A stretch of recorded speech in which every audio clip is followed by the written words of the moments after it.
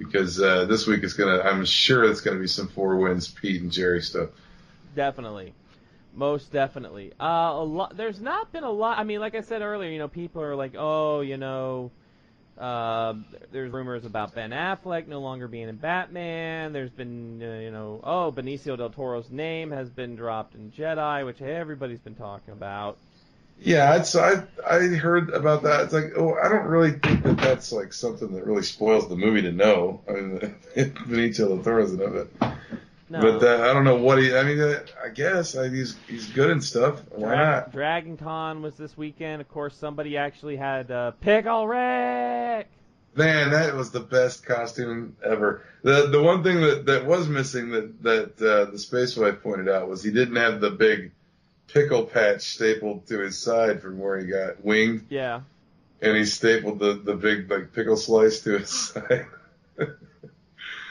So he didn't have that, but other than that, that was an awesome costume. And like we were talking about, that guy must have that episode was only like three episodes ago or 4 episodes ago. It's like that guy must have been working feverishly like Dreyfus in Close Encounters to get that thing done. I finally finished The Defenders. Yeah, I thought it was good. I don't know what you thought. I thought it was really good. I liked that, the way it ended. I thought it ended really well. There was it was almost like Lord of the Rings. There was like 50 freaking not after credit scenes, but like 50 different ending scenes. Yeah. Because you had to have the ending scene with Luke Cage and with Iron Fist and Jessica Jones, and then what happened to Daredevil and all this other stuff. Of course, the big scene was at the very end, after the credits, with Frank. That was the only scene I really cared about was Frank's scene at the very end. See, well, I didn't see it. I only saw the teaser. That's what I'm talking about. That's what I'm talking about. Okay, yeah. Okay. I thought there was another one and I missed it. I was like, no way, what the hell? No. That's what I'm talking about. No, yeah. That's Defenders was good and I liked it. As far as I thought it was a good superhero team series. It was kind of short for me, but actually kind of helped it, I think, a little bit, because I think 4 more episodes would have maybe drag a little bit. But I'm looking forward to Frank more than anything. That is what I don't know when they're dropping that. I thought it was supposed to be soon, but man, I'm dying for Punisher. It's really good, and I mean, and rumors are that they're going to introduce somebody there's been rumors that they might be introducing Mark Spector in the Punisher series. If they introduce Mark Spector, even if it'll be cool, even if they just say it's Mark Spector, but oh man, if he fights Mr. Knight, and it's going to be even better. I can't wait to see it. I want to see it for the Punisher, but if Moon Knight's in it, it's going to be the greatest thing ever. You, this week, have been watching T.J. Hooker. Yes. It just started, I think, last week they premiered it on MeTV. Started it from the beginning, Season 1, Episode 1. So far I'm up to Season 1, Episode 3, and I just saw the Beach Boys box office heist episode, which was thrilling because we got the end part with Hooker at the Beach Boys concert with Adrian Zemed and Heather Locklear all getting down to some Beach Boys music. And they actually dedicated a song to Hooker from the stage. And I've also found out that DJ Hooker's done fucking everything. Everything that you could think of that's like a wild kind of out there kind of thing, like there was mountain like drag racing. That these bank robbers were like mountain racers or something, and you come to find out that T.J. Hooker was the #1 racer back in his day. And then in the Beach Boys episode, you find out that the Beach Boys themselves used to call T.J. Hooker the Big Kahuna. He's the Big Kahuna. They even said it from the stage. They said, we used to call Hooker the Big Kahuna. One of the Beach Boys even said it. I'm like, oh my God. Like, Hooker's done everything. William Shatner has done everything. Oh, he did he also, in part of it, they're doing this was a really funny part. In one of the episodes, there he's teaching his like trainee like because T.J. Hooker's like he's a cop. He trains cops, and like Zemed's like underneath him, like his partner, and he's kind of training Zemed. Then he's got like classes that he teaches at the police academy. And one of them, he really does do like a leg sweep takedown, and it's really Shatner doing it. And well, I mean, granted, he's a lot younger Right. during T.J. Hooker, but he really does this leg sweep takedown of this guy. And then when he tells everybody that the class is over, he's like, "Come on, move it!" And he just slaps the biggest guy in the class on the ass as he's running away.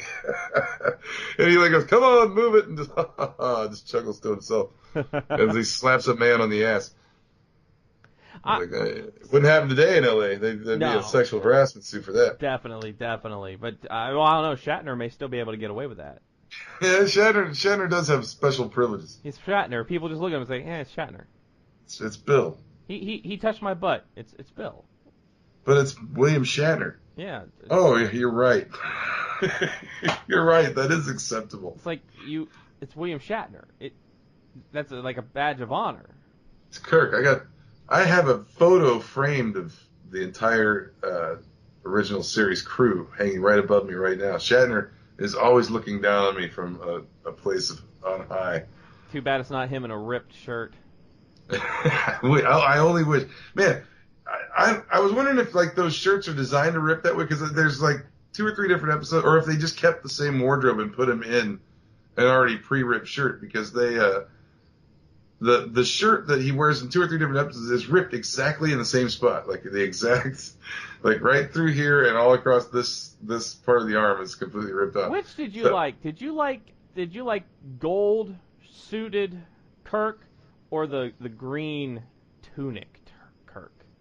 Yeah, I like the gold myself. I think the gold is more Captain Kirk to me. I mean, either one is fine. Either one will do if it's accurate, Captain Kirk accurate, because it's Captain Kirk. He wears what he wants.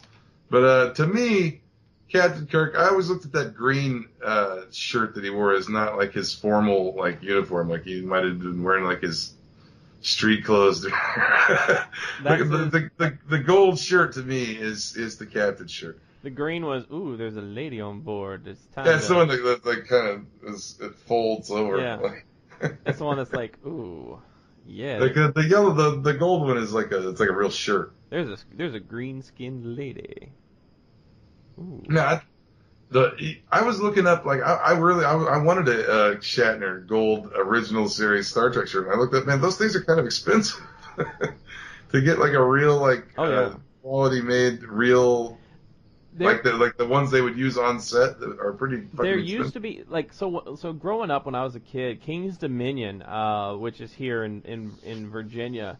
Most people may know there's also like Kings Island and those type of places. Yeah, I've been to Kings in Ohio, Kings Island. Yeah, the amusement park. So King's Dominion here when I was a kid was owned by Paramount for a time.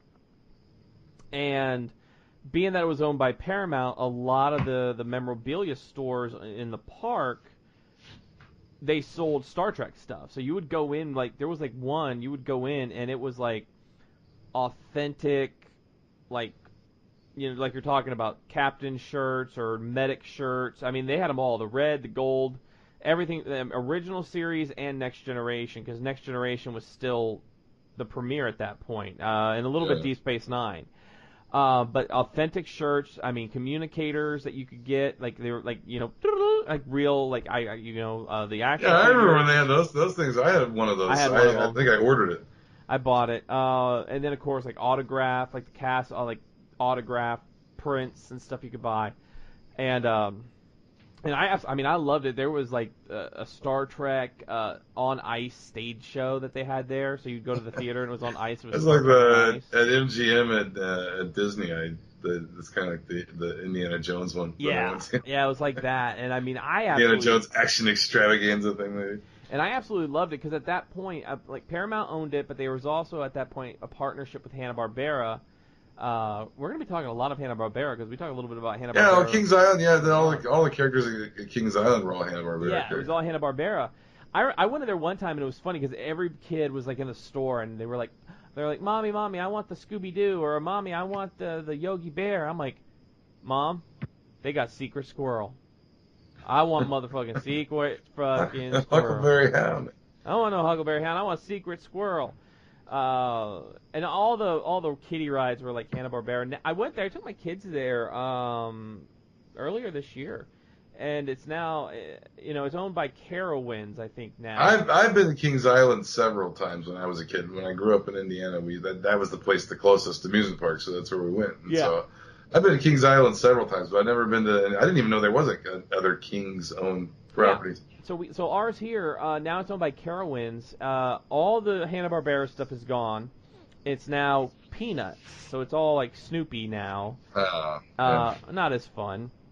And of course, all the Paramount stuff, like all the Star Trek stuff, is gone. All the Indiana Jones stuff is gone. And they used to have a ride. They're like right now it's like Robinson Crusoe something, but it's been closed, or it was closed when I went there. But it used to be when it first opened, it was Days of Thunder, right? So what it was, the Tom Cruise movie. It was Days of Thunder. So what it was, you would go in and it was a theater, big huge screen, but your seats were like those motion seats, that can like go backwards and rock and shit like that. Yeah. So you would strap in. It was Days of Thunder, and because you would be like immersed in because of how big the screen was and everything, it was like you were driving like the car. So you'd be like, it's just moving back and forth and stuff. Really cool. And then, of course, the next season they turned it into like James Bond, which it didn't feel right as James Bond because there was like one part of it he's like parachuting.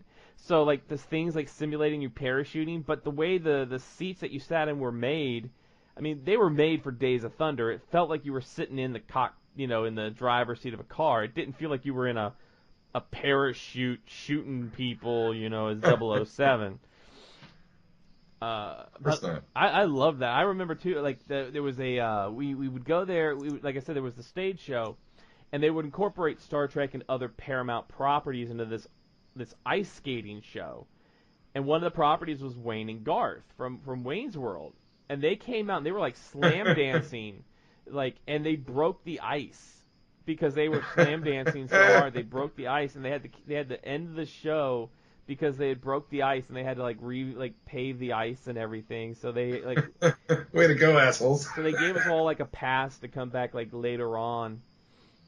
They had built like a whole section of that park based on Wayne's World. I mean, they had Stan Mikita's Donuts.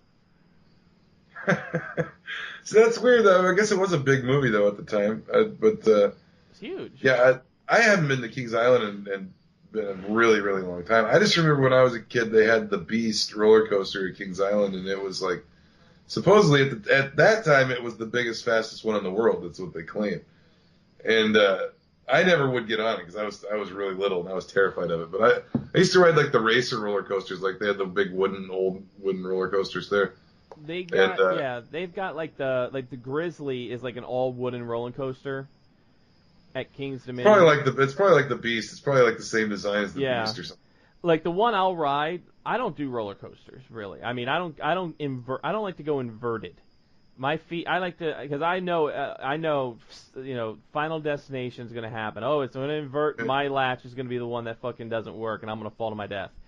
But I'll ride. It's called the Avalanche. It's a bobsled. It's like the bobsled one, and so it's like it goes real fast down like almost like a slalom, and it kind of goes up on its side and stuff. Yeah. And I rode it, and I had my son in my lap because you could ride two people in a car.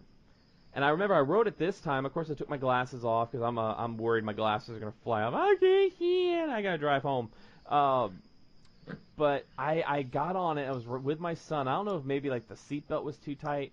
We hit that. We took off down once it goes up the hill, and then you like go down. It started. The speed picked up. I got this huge cramp in the side of my stomach, and I'm like pushing my feet against like the bottom of like the car, like trying to like stretch myself as we're going like I don't know 80, 90, 100 miles an hour. And I'm like, oh, God, it hurts. Oh, it hurts. But I'm like, woo, this is great, woo. because my son wasn't sure. He was like, oh, I don't know. So when I started going like,